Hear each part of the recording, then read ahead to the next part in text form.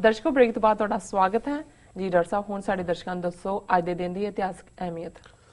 1818 ਚ ਅੱਜ ਦੇ ਦਿਨ ਮਹਾਰਾਜਾ ਰਣਜੀਤ ਸਿੰਘ ਦੀ ਫੌਜ ਵੱਲੋਂ ਕਸ਼ਮੀਰ ਮੁਕੰਮਲ ਤੌਰ ਤੇ ਅਫਗਾਨਿਸਤਾਨ ਨਾਲੋਂ ਤੋੜ ਕੇ ਸਰਕਾਰੇ ਖਾਲਸਾ ਦਾ ਹਿੱਸਾ ਬਣਿਆ ਜੀ।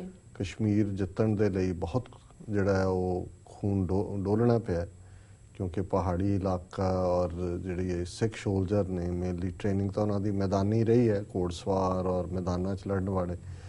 ਔਰ ਇਹਦੇ 'ਚ ਵੀ ਰੀਜ਼ਨ ਤਾਂ ਸੀ ਕਿ ਸ਼ਾਹ ਸ਼ੁਜਾ ਜਿਹੜਾ ਅਫਗਾਨਿਸਤਾਨ ਦਾ ਸੀ ਉਹ ਕੈਦ ਸੀ, ਉਹਦੀ ਬੇਗਮ ਲਾਹੌਰ ਬੈਠੀ ਸੀ, ਕੋਹਿਨੂਰ ਵੀ ਸੀ ਉਹਦੇ ਕੋਲ। ਫਕੀਰ ਅਜ਼ੀਜ਼ੁਦੀਨ ਰਾਹੀਂ ਰਣਜੀਤ ਸਿੰਘ ਤੱਕ ਪਹੁੰਚ ਕੀਤੀ ਜੀ ਕਿ ਮੇਰੇ ਘਰ ਵਾਲਿਆਂ ਨੂੰ ਛੁਡਾ ਦਿਓ, ਮੈਂ ਕੋਹਿਨੂਰ ਦਿਆਂਗੀ। ਇਹ ਤਾਂ ਚਲੋ ਇੱਕ ਬਹਾਨਾ ਵੀ ਸੀ, ਕਿਉਂਕਿ ਆਲਰੇਡੀ ਮਹਾਰਾਜਾ ਰਣਜੀਤ ਸਿੰਘ ਨੂੰ ਕਲੀਅਰ ਸੀ ਕਿ ਜੇ ਅਸੀਂ ਇਸ ਪਾਸਿਓਂ ਉੱਤਰ ਵੱਲੋਂ ਖਾਲਸਾ ਰਾਜ ਦੀਆਂ ਜਿਹੜੀਆਂ ਬਾਉਂਡਰੀਜ਼ ਨੇ ਉਹ ਸੇਫ ਕਰਨੀਆਂ, ਤੇ ਕਸ਼ਮੀਰ ਜਿਹਦੀਆਂ ਕਿ ਹੱਦਾਂ ਫਿਰ ਅੱਗੋਂ ਲਦਾਖ ਔਰ ਤਿੱਬਤ ਤੱਕ ਜਾ ਕੇ, ਕਸ਼ਮੀਰ ਲੈਣ ਤੋਂ ਬਾਅਦ ਲਦਾਖ ਔਰ ਤਿੱਬਤ ਤੱਕ ਸਿੱਖ ਗਏ ਜੀ। ਸੋ ਮਹਾਰਾਜਾ ਰਣਜੀਤ ਸਿੰਘ ਦੇ ਵੇਲੇ ਇਹ ਫਤਿਹ ਹੁੰਦਾ 1818 ਚ। ਫਿਰ ਸਰ ਹਰੀ ਸਿੰਘ ਨਲੂਆ ਕਸ਼ਮੀਰ ਦੇ ਗਵਰਨਰ ਵੀ ਰਹਿੰਦੇ ਨੇ, ਦੁਸ਼ਟਾਂ ਨੂੰ ਸਜ਼ਾ ਦੇਣ ਦਾ ਕੰਮ ਬਹੁਤ ਚੰਗੀ ਤਰ੍ਹਾਂ ਕਰਦੇ ਸੀ। ਔਰ ਉਹਨਾਂ ਨੇ ਜਿਹੜੀਆਂ ਸੈਕੂਲਰ ਵੈਲਿਊਜ਼ ਨੇ ਉਹ ਜਿਹੜੇ ਸਾਰਿਆਂ ਦੇ ਹੱਕ ਨੇ, ਹਰ ਮਜ਼ਹਬ ਨੂੰ ਆਜ਼ਾਦੀ ਹੈ, ਉਸ ਨੂੰ ਬਹਾਲ ਕੀਤਾ ਜੀ। 1909 ਦੇ ਵਿੱਚ ਹੁਣ ਮਦਨ ਲਾਲ ਢੀਂਗਰੇ ਦੇ ਹਵਾਲੇ ਨਾਲ ਅਸੀਂ ਅੱਗੇ ਵੀ ਇੱਕ ਛੋਟਾ ਸੈਗਮੈਂਟ ਕੀਤਾ ਸੀ ਕਿ ਇਹ ਢੀਂਗਰਾ ਪੰਜਾਬੀ ਹਿੰਦੂ, ਅੰਮ੍ਰਿਤਸਰ ਸ਼ਹਿਰ ਦਾ ਰਹਿਣ ਵਾਲਾ, ਜਿਹਦਾ ਪਿਓ ਜੀਂਦ ਰਿਆਸਤ ਦਾ ਪ੍ਰਧਾਨ ਮੰਤਰੀ ਸੀ, ਭਰਾ ਉਹਦਾ ਵੱਡੇ ਉਹ ਵੀ ਆਫੀਸ਼ੀਅਲ ਸੀ। ਇਹ ਵੀ ਇੰਜੀਨੀਅਰਿੰਗ ਦੀ, ਉਹ ਸਾਰੇ ਪ੍ਰੋ ਬ੍ਰਿਟਿਸ਼। ਇਹ ਇੰਜੀਨੀਅਰਿੰਗ ਦੀ ਪੜ੍ਹਾਈ ਲਈ ਲੰਡਨ ਗਿਆ ਹੋਇਆ ਸੀ ਔਰ ਕੰਪਲੀਟ ਕਰ ਲਈ ਉਹਨੇ। ਔਰ ਉੱਥੇ ਹੀ ਜਿਹੜਾ ਦਾਮੋਦਰ ਵੀਰ ਸਾਵਰਕਰ ਮਿਲਿਆ, ਉਹਨੇ ਇਹ ਜਿਹੜਾ ਸਾਵਰਕਰ ਜਿਹੜਾ ਹੁਣ RSS ਦਾ ਜਿਹੜਾ ਆਈਡੀਆਲੋਗ ਹੈ, ਉਹਨੇ ਇਹਨੂੰ ਭੜਕਾਇਆ ਵਗੈਰਾ। ਔਰ ਉਹਨੇ ਜਿਹੜਾ ਇੰਡੀਆ ਆਫਿਸ ਦਾ ਸਰ ਵਿਲੀਅਮ ਕਰਜਨ ਸੀ, ਉਸ ਨੂੰ ਜਿਹੜਾ ਅੱਜ ਦੇ ਦਿਨ 1909 ਦੇ ਵਿੱਚ ਉੱਥੇ ਬੰਬ ਦੇ ਨਾਲ ਉਡਾ ਦਿੱਤਾ ਜੀ। ਔਰ ਜਿਨ੍ਹਾਂ ਨੂੰ ਹੁਣ ਇਹ ਭਾਰਤ ਦੀ ਆਜ਼ਾਦੀ ਦੇ ਬਿਪਨ ਚੰਦਰ ਪਾਲ, ਫਿਰ ਗੋਪਾਲ ਕ੍ਰਿਸ਼ਨ ਗੋਖਲੇ ਔਰ ਨਰਿੰਦਰ ਨਾਥ ਬੈਨਰਜੀ, ਸੁਰਿੰਦਰ ਨਾਥ ਬੈਨਰਜੀ, ਇਹਨਾਂ ਨੂੰ ਬੜੇ ਵੱਡੇ ਨਾਂ ਕਹਿੰਦੇ ਨੇ। ਇਹ ਸਾਰੇ ਸਭ ਤੋਂ ਮੂਹਰੇ ਸੀ ਕੰਡੈਮ ਕਰਨ ਦੇ ਲਈ ਕਿ ਮਦਨ ਲਾਲ ਢੀਂਗਰਾ। ਈਵਨ ਉਹਦੇ ਪਿਓ, ਉਹਦੇ ਭਰਾਵਾਂ ਨੇ ਵੀ ਕਿਹਾ ਜੀ ਸਾਡਾ ਕੋਈ ਸਬੰਧ ਨਹੀਂ, ਇਹਨੇ ਸਾਡੇ ਜਿਹੜਾ ਖਾਨਦਾਨ ਨੂੰ ਕਲੰਕਿਤ ਕਰ ਦਿੱਤਾ। ਸੋ ਅਸੀਂ ਸਮਝਦੇ ਹਾਂ ਕਿ ਇਹ ਹਮੇਸ਼ਾ ਹੀ, ਜਦੋਂ ਕਈ ਵਾਰੀ ਅੱਜ ਸਾਡੇ ਜੁਝਾਰੂਆਂ ਦੇ ਹਵਾਲੇ ਨਾਲ ਇਹ ਗੱਲ ਹੁੰਦੀ ਹੈ ਤੇ ਕਿਵੇਂ ਕਈ ਵਾਰੀ ਫੈਮਲੀਜ਼ ਵੀ ਪੱਲਾ ਛਡਾਉਣਾ ਚਾਹੁੰਦੀਆਂ ਕਿ ਜੀ ਸਾਡੇ ਤੇ ਅੱਤਵਾਦ ਦਾ ਲੇਬਲ ਨਾ ਲੱਗ ਜਾਏ। ਸੋ ਇਹ Madan Lal Dhingra remarkable young man. ਔਰ ਅਸੀਂ ਜਦੋਂ ਬਹਾਦਰੀ ਦੀ ਗਾਥਾ ਦੀ ਗੱਲ ਕਰਦੇ ਹਾਂ, ਉਹ ਕੋਈ ਵੀ ਹਿੰਦੂ, ਸਿੱਖ, ਮੁਸਲਮਾਨ ਕੋਈ ਵੀ ਹੋਏ, ਵੀ ਪ੍ਰਾਈਡ ਹੈ ਮਦਨ ਲਾਲ ਢੀਂਗਰਾ ਪੰਜਾਬ ਦਾ ਕਿ ਅੰਮ੍ਰਿਤਸਰ ਸ਼ਹਿਰ ਦੇ ਪਾਣੀ ਨੂੰ ਸਫਲ ਕੀਤਾ, ਜਿੱਥੇ ਅਣਖ ਔਰ ਗੈਰਤ ਦੀ ਗੱਲ ਹੈ। ਪਰ ਸਾਰੇ ਟੱਬਰ ਨੇ ਜਿਹੜਾ ਉਹਦੇ ਨਾਲ ਡਿਸਐਸੋਸ਼ੀਏਟ ਕੀਤਾ। ਔਰ ਇਹ ਸਾਰੇ ਜਿਹੜੇ ਕਾਂਗਰਸ ਦੇ ਵੱਡੇ ਵੱਡੇ ਦੁਮ ਛੱਲੇ ਸੀ, ਉਹ ਬਾਅਦ ਚ ਬਣੇ। ਗੋਪਾਲ ਕ੍ਰਿਸ਼ਨ ਗੋਖਲੇ ਨੂੰ ਗਾਂਧੀ ਜਿਹੜਾ ਉਹ ਬੜਾ ਵਡਿਆਂਦਾ ਸੀ, ਔਰ ਇਹ ਸਾਰੇ ਅੰਗਰੇਜ਼ਾਂ ਦੇ ਜਿਹੜੇ ਨੇ ਉਹ ਜੁੱਤੀ ਚੱਟ ਸੀ। 1983 ਦੇ ਵਿੱਚ ਦਰਬਾਰਾ ਸਿੰਘ ਮੁੱਖ ਮੰਤਰੀ ਸੀ, ਜਿਹਨੂੰ ਸੰਤ ਪਿੰਡਾਂ ਵਾਲੇ ਜ਼ਕਰੀਆ ਕਰਕੇ ਸੰਬੋਧਨ ਕਰਦੇ ਸੀ, ਕਿਉਂਕਿ ਜ਼ਕਰੀਆ ਖਾਨ ਦੇ ਪੀਰੀਅਡ 'ਚ ਲਗਭਗ 10 ਸਾਲ ਸਿੱਖਾਂ ਤੇ ਬਹੁਤ ਜ਼ੁਲਮ ਹੋਏ ਸੀ 18ਵੀਂ ਸਦੀ 'ਚ। ਔਰ ਇਹ ਝੂਠੇ ਪੁਲਿਸ ਮੁਕਾਬਲੇ ਦਰਬਾਰੇ ਨੇ ਬਣਾਉਣੇ ਸ਼ੁਰੂ ਕਰ ਦਿੱਤੇ ਸੀ। ਭਾਈ ਕੁਲਵੰਤ ਸਿੰਘ ਨਾਗੋਕੇ, ਉਹਨਾਂ ਦਾ ਅਸੀਂ ਅੱਗੇ ਜ਼ਿਕਰ ਕੀਤਾ ਸੀ, ਉਹ ਖਲਚੀਆਂ ਆਪਣਾ ਟਰੈਕਟਰ ਠੀਕ ਕਰਵਾਉਣ ਆਏ, ਚੁੱਕਿਆ, ਟਾਰਚਰ ਕਰਕੇ ਮਾਰੇ। ਔਰ ਫਿਰ ਬਹੁਤ ਸਾਰੇ ਜਿਹੜੇ ਨੇ ਝੂਠੇ ਪੁਲਿਸ ਮੁਕਾਬਲੇ 84 ਤੋਂ ਪਹਿਲਾਂ ਹੀ ਦਰਬਾਰੇ ਦੇ ਵੱਲੋਂ ਕੀਤੇ ਗਏ। ਅੱਜ ਦੇ ਦਿਨ 50 ਪੁਲਿਸੀਆਂ ਨੂੰ ਜਿਹੜਾ ਉਹ ਬਹਾਦਰੀ ਅਵਾਰਡਾਂ ਨਾਲ ਸਨਮਾਨਿਤ ਕੀਤਾ ਗਿਆ। ਬਹੁਤੇ ਪੁਲਿਸੀ ਹੋਈ ਸੀ ਜਿਨ੍ਹਾਂ ਨੇ ਸਿੱਖ ਨੌਜਵਾਨਾਂ ਨੂੰ ਟਾਰਚਰ ਕਰਕੇ ਝੂਠੇ ਪੁਲਿਸ ਮੁਕਾਬਲਿਆਂ 'ਚ ਮਾਰਿਆ ਸੀ। 1987 ਚ ਅੱਜ ਦੇ ਦਿਨ ਹਰਜੀਤ ਸਿੰਘ ਉਰਫ ਮਥਰਾ ਸਿੰਘ, ਉਹਨਾਂ ਨੂੰ ਜੰਡਿਆਲੇ ਦੇ ਥਾਣੇਦਾਰ ਕਮਲਜੀਤ ਸੂਰੀ ਨੇ ਜਿਹੜਾ ਉਹ ਸ਼ਹੀਦ ਕੀਤਾ। ਔਰ ਇਹ ਬਹੁਤ ਜ਼ਬਰਦਸਤ ਯੋਧਾ ਰਿਹਾ। ਸਾਡੇ ਬਹੁਤ ਸਾਰੇ ਦਰਸ਼ਕਾਂ ਵੱਲੋਂ ਸਾਨੂੰ ਲਿਖਤਾਂ ਆਉਂਦੀਆਂ ਨੇ, ਅਸੀਂ ਇਸ ਤੇ ਵੀ ਕੰਮ ਕਰ ਰਹੇ ਹਾਂ। ਕੁਝ ਥੋੜਾ ਜਿਹਾ ਸਾਨੂੰ ਕਾਨੂੰਨੀ ਪੱਖ ਦਾ ਵੀ ਧਿਆਨ ਰੱਖਣਾ ਪੈ ਰਿਹਾ ਜੀ ਕਿ ਇਸ ਦੌਰ ਦੇ ਜਿਹੜੇ ਸਾਡੇ ਜੁਝਾਰੂ ਸਿੰਘ ਨੇ, ਸਿੰਘ ਸਿੰਘਣੀਆਂ, ਉਹਨਾਂ ਦੀ ਬਹਾਦਰੀ ਗਾਥਾਵਾਂ ਦੇ ਉੱਤੇ ਕੋਈ ਸੈਗਮੈਂਟ ਸ਼ੁਰੂ ਕੀਤਾ ਜਾਏ। ਸੋ ਉਹਨਾਂ ਚੋਂ ਜੇ ਅਸੀਂ ਇਸ ਪੀਰੀਅਡ ਦੇ ਬਹੁਤ ਯੋਧੇ ਜਿਨ੍ਹਾਂ ਨੂੰ ਜਿਸ ਕਦਰ ਉਹਨਾਂ ਦਾ ਕੰਮ ਸੀ ਉਨੀ ਸ਼ਾਇਦ ਰੈਕਗਨੀਸ਼ਨ ਨਹੀਂ ਮਿਲੀ, ਔਰ ਸ਼ਾਇਦ ਉਹਨਾਂ ਦਾ ਵੀ ਸਟਾਈਲ ਜਿਹੜਾ ਉਹ ਛਿਪੇ ਰਹਿਣ ਦੀ ਚਾਹ ਵਾਲਾ ਸੀ, ਉਹਨਾਂ ਦੇ ਵਿੱਚ ਭਾਈ ਮਥੁਰਾ ਸਿੰਘ ਇੱਕ ਸਨ, ਨਾਂ ਉਹਨਾਂ ਦਾ ਹਰਜੀਤ ਸਿੰਘ ਸੀ ਜੀ, ਲੇਕਿਨ ਉਹਨਾਂ ਨੇ ਕੌਮੀ ਆਜ਼ਾਦੀ ਦੇ ਸੰਘਰਸ਼ ਵਿੱਚ ਬਹੁਤ ਸੇਵਾ ਕੀਤੀ ਹੈ, ਜਿਹਦਾ ਸਿਰਫ ਇਨਸਾਈਡਰਸ ਨੂੰ ਹੀ ਪਤਾ ਹੈ। ਜੀ ਜੀ, ਵਰਲਡ ਹਿਸਟਰੀ ਦੇ ਹਵਾਲੇ ਨਾਲ 1200 ਦੇ ਵਿੱਚ ਚਾਈਨਾ ਨੇ ਸਨ ਗਲਾਸਿਸ ਲਾਉਂਦੇ ਹੁੰਦੇ ਐਨਕਾਂ। ਜੀ ਬਿਲਕੁਲ। ਇਹ ਹੁਣ ਇਹ ਯਾਦ ਰੱਖਣਾ, ਐਨਕਾਂ ਲਾਓਗੇ ਚੀਨੀਆਂ ਨੂੰ ਯਾਦ ਕਰ ਲੈਣਾ ਕਿ ਉਹਨਾਂ ਨੇ 815 ਸਾਲ ਪਹਿਲਾਂ ਚੀਨ ਦੇ ਵਿੱਚ ਗਲਾਸਿਸ ਨਿਕਲੇ ਸੀ। ਕੋਈ ਪੈਰਿਸ ਦੀ ਸ਼ਕੀਨੀ ਚੋਂ ਨਹੀਂ ਆਏ ਜਾਂ ਲੰਡਨ ਚੋਂ ਨਹੀਂ ਆਏ, ਇਹ ਚੀਨੀਆਂ ਨੇ ਵਿਚਾਰਿਆਂ ਦੀ ਭਾਵੇਂ ਨਿੱਕੀਆਂ ਨਿੱਕੀਆਂ ਅੱਖਾਂ, ਉਹਨਾਂ ਨੇ ਵੀ ਕਿਹਾ ਜੀ ਨਹੀਂ ਇਹ ਧੁੱਪ ਤੋਂ ਬਚਣ ਲਈ ਬੜਾ ਵਧੀਆ। ਸੋ ਇਹ ਜਿਹੜੀ ਕਾਰਡ ਹੈ ਸਨ ਗਲਾਸਿਸ ਦੀ, ਇਹ 1200 ਦੇ ਵਿੱਚ ਚਾਈਨਾ ਨੇ ਕੱਢੀ ਜੀ। 1517 ਦੇ ਵਿੱਚ ਇਹ ਜਿਹੜੇ ਹੁਣ ਬੜੇ ਪੀਸਫੁਲ ਕ੍ਰਿਸਚੀਅਨ ਬਣਦੇ ਨੇ, ਇਹਨਾਂ ਨੇ ਪ੍ਰੋਟੈਸਟੈਂਟਸ ਨੂੰ ਜਿਹੜਾ ਨੀਦਰਲੈਂਡ ਦੇ ਵਿੱਚ ਸਟੇਕ ਦੇ ਉੱਤੇ ਸਾੜਨਾ ਸ਼ੁਰੂ ਕਰ ਦਿੱਤਾ ਜੀ। 1543 ਦੇ ਵਿੱਚ ਇੰਗਲੈਂਡ ਔਰ ਸਕਾਟਲੈਂਡ ਨੇ ਪੀਸ ਟ੍ਰੀਟੀ ਸਾਈਨ ਕੀਤੀ, ਜਿਹਨੂੰ ਕਿ ਹੁਣ ਉਹ ਸਕਾਟ ਖਲੋ ਗਏ ਨੇ ਕਿ ਵੀ ਕੋਈ ਟ੍ਰੀਟੀ ਨਹੀਂ ਜਿਹੜੀ 400 ਸਾਲ ਪਹਿਲਾਂ ਸੀ, ਹੁਣ ਅਸੀਂ ਆਜ਼ਾਦ ਹੋਣੇ। ਤੇ ਸਿੱਖ ਅਜੇ ਵੀ ਕਹੀ ਜਾਂਦੇ ਨੇ ਜੀ ਇਹ ਸਾਡਾ ਦੇਸ਼ ਹੈ ਜੀ। ਜੀ। 1776 ਚ ਪਹਿਲੀ ਵੋਟ ਜਿਹੜੀ ਹੈ ਡੈਕਲੇਰੇਸ਼ਨ ਆਫ ਇੰਡੀਪੈਂਡੈਂਸ ਦੇ ਉੱਤੇ ਫਿਲਾਡੈਲਫੀਆ ਚ ਪਈ।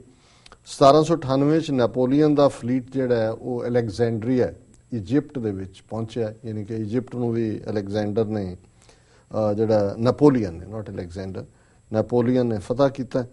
1838 ਦੇ ਵਿੱਚ ਡਾਰਵਿਨ ਨੇ ਥਿਊਰੀ ਆਫ ਐਵੋਲੂਸ਼ਨ ਦਿੱਤੀ ਕਿ ਕਿਵੇਂ ਬੰਦਾ ਬਣਿਆ।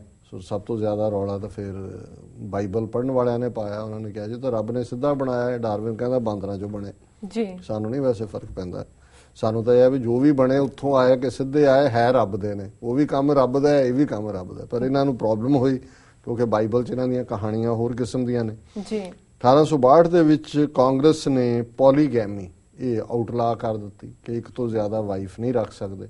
ਸੋ ਉਹਦੀ ਵੱਡੀ ਪ੍ਰੋਬਲਮ ਯੂਟਾ ਸਟੇਟ ਹੈ ਇੱਥੇ, ਜਿਹਦੇ 'ਚ ਜਿਹੜੇ ਮੌਰਮਨ ਨੇ ਉਹਨਾਂ ਦੇ ਵਿੱਚ ਪੋਲੀਗੈਮੀ ਹੈ ਕਿ ਵੀ ਕਈ ਔਰਤਾਂ ਨੇ ਵੀ, ਉਹਨਾਂ ਨੂੰ ਪ੍ਰੋਬਲਮ ਹੋਈ। ਪਰ ਮੈਂ ਵੀ ਹੈਰਾਨ ਸੀ ਕਿ 1862 ਤੱਕ ਇਹਦਾ ਮਤਲਬ ਕੱਲਾ ਯੂਟਾ ਨਹੀਂ, ਅਮਰੀਕਾ 'ਚ ਹੋਰ ਥਾਵਾਂ ਤੇ ਵੀ ਹੋਏਗਾ ਮੋਰ ਦੈਨ ਵਨ ਵਾਈਫਸ। ਜੀ। 1863 ਦੇ ਵਿੱਚ ਬੈਟਲ ਆਫ ਗੈਟਿਸਬਰਗ ਹੋਈ, ਜਿਹਦੇ ਨਾਲ ਜਿਹੜੀ ਨਾਰਥ ਤੇ ਸਾਊਥ ਦੀ ਸਲੇਵਰੀ ਤੇ ਲੜਾਈ ਚੱਲ ਰਹੀ ਸੀ, ਜਨਰਲ ਲੀ ਜਿਹੜਾ ਐਡਵਾਂਸ ਕਰ ਰਿਹਾ ਸੀ ਉਹ ਰੁਕ ਗਿਆ। ਔਰ ਗੈਟਿਸਬਰਗ ਦੇ ਵਿੱਚ ਜਿਹੜਾ ਅਬਰਾਹਮ ਲਿੰਕਨ ਦਾ ਦਿੱਤਾ ਗਿਆ ਲੈਕਚਰ ਹੈ ਉਹ ਬੜਾ ਹਿਸਟੋਰੀਕਲ ਹੈ। 1867 ਦੇ ਵਿੱਚ ਅੱਜ ਦੇ ਦਿਨ, ਜਿਵੇਂ ਅਸੀਂ ਅੱਗੇ ਹੀ ਕੈਨੇਡਾ ਡੇ ਦੇ ਹਵਾਲੇ ਨਾਲ ਡਿਸਕਸ ਕੀਤੇ, ਜੀ। 1874 ਦੇ ਵਿੱਚ ਪਹਿਲਾ ਜਿਹੜਾ US ਦੇ ਵਿੱਚ ਜ਼ੂ, ਜਿੱਥੇ ਚਿੜੀਆਂ ਬਾਂਦਰ ਦੇਖੀ ਜ਼ੂ ਕਦੇ? ਜੀ। ਕਿੱਥੇ ਦੇਖੀ?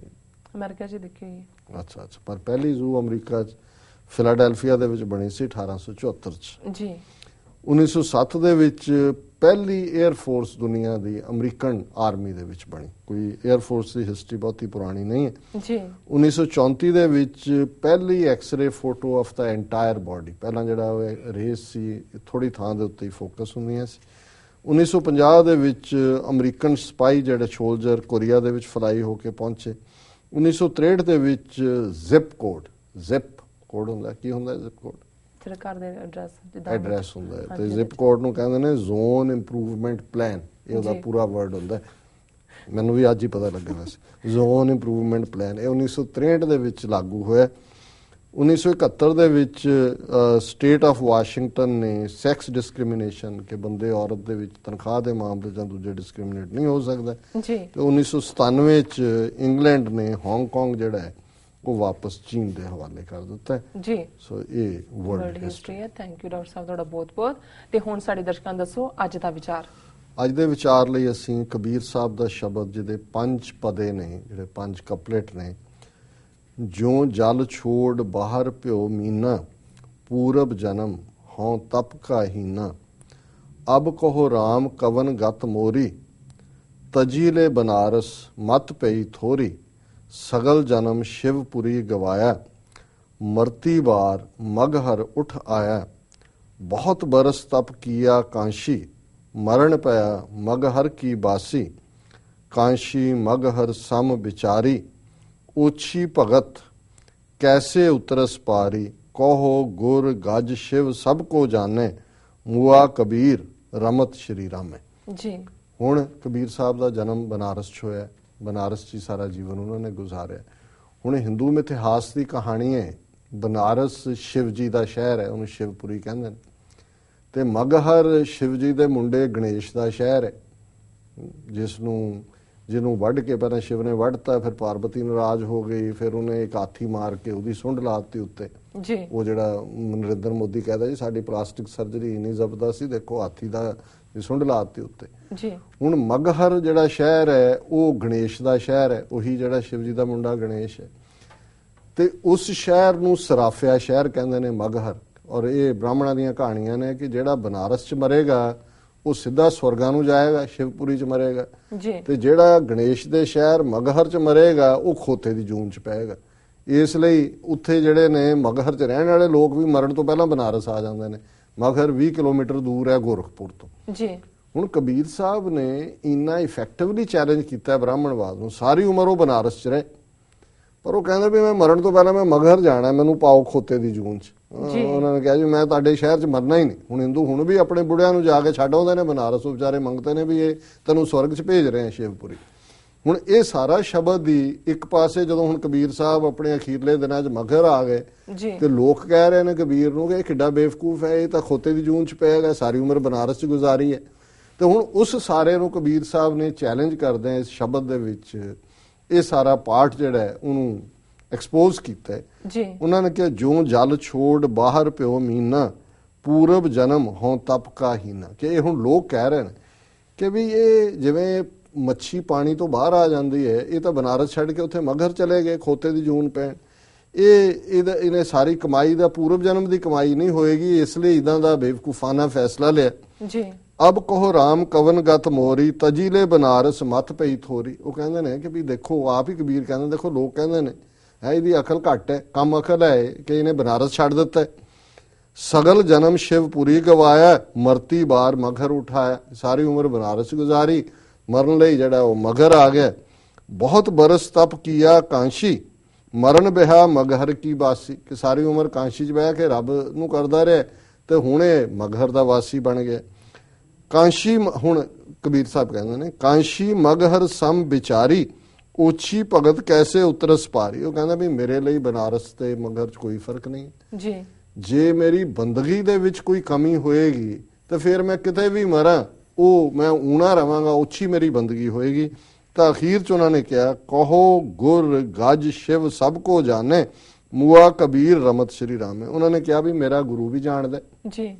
ਗੱਜ ਹਾਥੀ ਨੂੰ ਕਹਿੰਦੇ ਨੇ ਕਿ ਹਾਥੀ ਦੀ ਸੁੰਡ ਵਾਲਾ ਗਣੇਸ਼ ਵੀ ਜਾਣਦਾ ਤੇ ਸ਼ਿਵ ਵੀ ਜਾਣਦਾ, ਇਹ ਸਾਰੇ ਹੀ ਜਾਣਦੇ ਨੇ। ਕਹੋ ਗੁਰ ਗੱਜ ਸ਼ਿਵ ਸਭ ਕੋ ਜਾਣੇ ਮੁਆ ਕਬੀਰ ਰਮਤ ਸ਼੍ਰੀ ਰਾਮੇ। ਕਿ ਜਦੋਂ ਕਬੀਰ ਮਰਿਆ ਤੇ ਉਹਦੇ ਬੁੱਲਾਂ ਤੇ ਉਹਦੇ ਮੂੰਹ ਚੋਂ ਉਹਦੀ ਰਸਨਾ ਚੋਂ ਰੱਬ ਦਾ ਨਾਂ ਹੀ ਸੀ।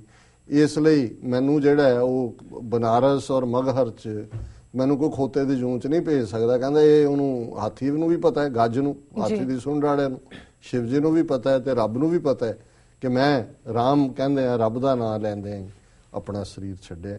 ਸੋ ਇਹ ਹੈ ਚੈਲੰਜ ਰੈਵੋਲੂਸ਼ਨਰੀਜ਼ ਦਾ ਜੀ। ਬਿਲਕੁਲ ਡਾਕਟਰ ਸਾਹਿਬ, ਇਸ ਤਰ੍ਹਾਂ ਆਪਣੇ ਵਿਊਅਰਸ ਕੋਲ ਲੈਣੇ ਇਜਾਜ਼ਤ।